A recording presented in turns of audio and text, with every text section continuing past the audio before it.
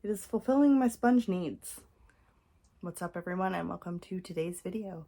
This is like my fourth attempt at filming today, and this is kind of one of the reasons why I stopped filming in the first place, is because when I feel like this, it's just so hard for me to push myself. But today we're pushing because you know what? I want to. I already did my face makeup. I already deleted that video like a weirdo. So we're going to do our eyeshadow video today. So we're going to do our eyeshadow video today and our mascara review. But first things first, we need to prime our eyes. Today we're using the Gerard Cosmetics Clean Canvas Base. You'll probably see this until it's done.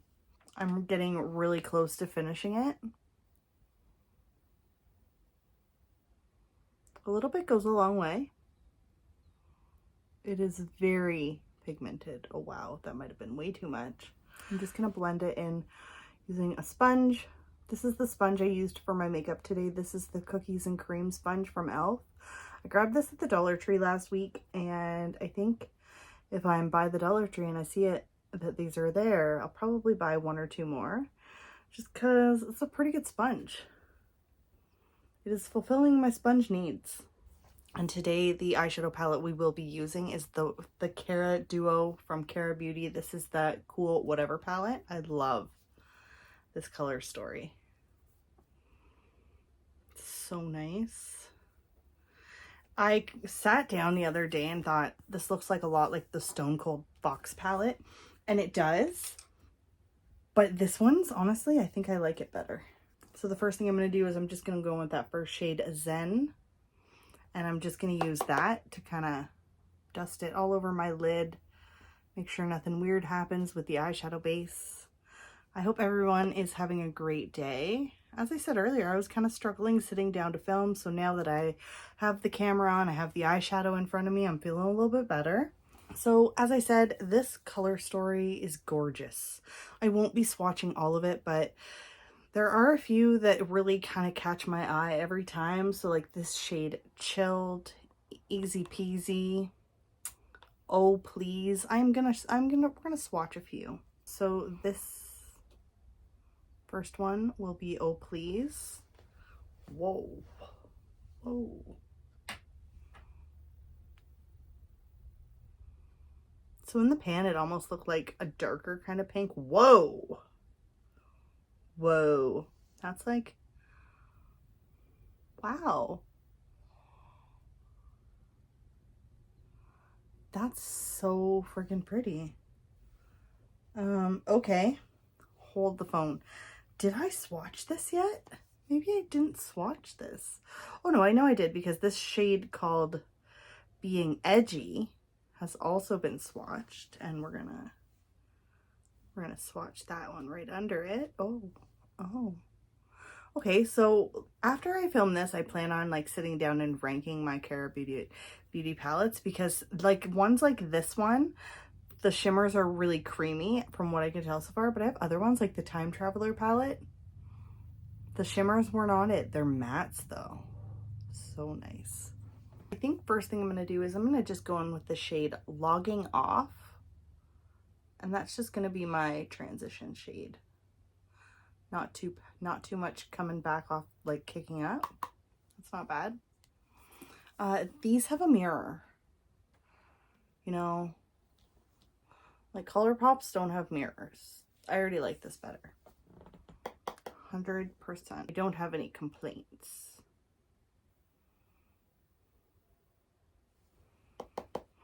So I'm just taking that first shade, just buffing it right into the crease, just a little bit higher. Just all over. Just back and forth windshield wiper motions. It's pretty pigmented for it being a light color. It's not bad. It's just a transition shade, so it's not like a huge deal because it doesn't need to be too punchy. Now I'm going to go with that shade Easy Peasy.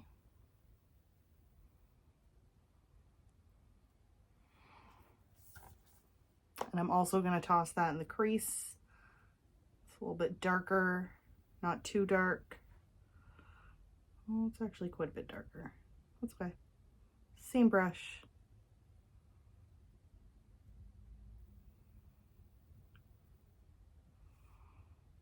It's really pigmented. So I bought this at Winners, and I want to say it cost me like $14.99 because it was on sale. All of the palettes that I've got from this brand I did pick up at Winners or Marshalls or HomeSense. I love them. Like I said, I'm going to rank them later.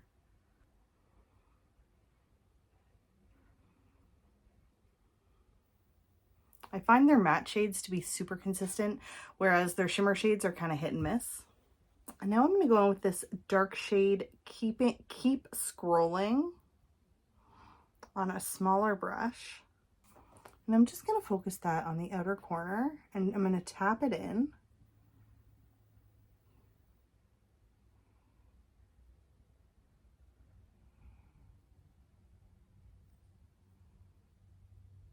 Really freaking nice combination of colors.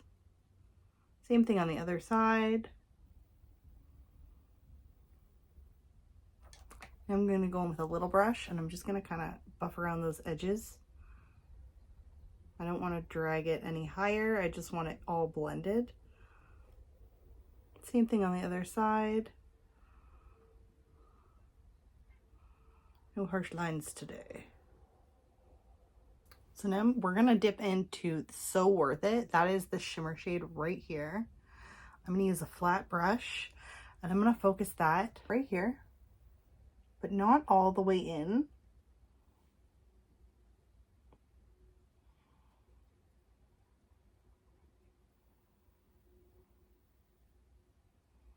I'm really liking this shade. And I'm just going to flip that brush over, and I'm going to go in on the shade Bring It.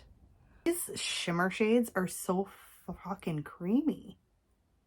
A ColourPop palette, I would never use a brush like this because it wouldn't work. Well, that's really nice. Those two colors blend together really well. I'm really, really happy with that. Yes, please. Why do more people not talk about this brand? I said that in one of my other videos that I did. Like, they're really not spoke about enough. That might be something you hear me talk about a lot. I am going to toss on the controversial mascara next. So this bad boy was the hilarity of the internet for a while. The Telescopic Lift Mascara. And the influencer who went on TikTok and said that it was just this, and then everybody was like, it's falsies. It's not falsies. I don't think anybody said it wasn't falsies. We never did truly find out because there was never anything brought about it, but I'm going to try it now because it's my turn. So this is that. I'm sure you've seen 1.5 million people try this because ever since that time, that is the weirdest fucking brush.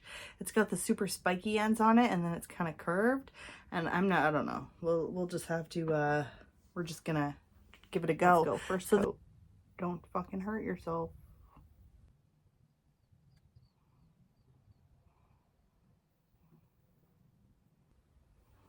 I still think that whole thing, by the way, with this, could have just been a huge, like, publicity stunt. Think about it. What did everybody do after that happened? We all, except for me, a lot of people ran out and bought this mascara after that thing. Because that was totally a paid promotion too.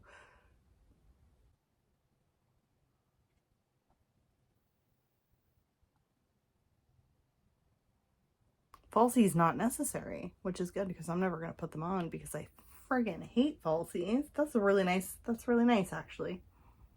I don't know how much you can tell, but like this side, there's definitely much more volume, not too clumpy. I don't know if I'm using this wand right. I hope so. All right, so that's it. First things first. This thing is amazing. I am in love. I can't believe it took me this long to use this palette. It's been in my collection for a little while.